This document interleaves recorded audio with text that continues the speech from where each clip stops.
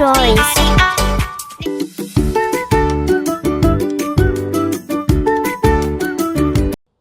Once upon a time, by a sparkling lake, lived an old crane.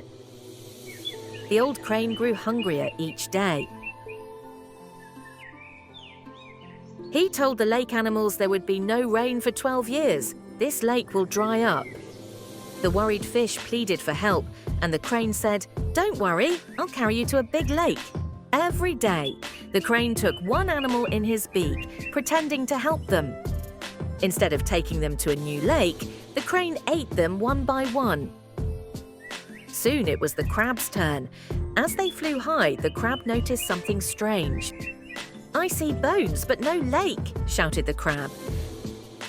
But the brave crab grabbed the crane's neck with his claws and didn't let go until the crane fell, never to harm again.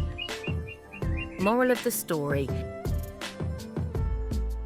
evil plans may work for a while, but they always end in trouble.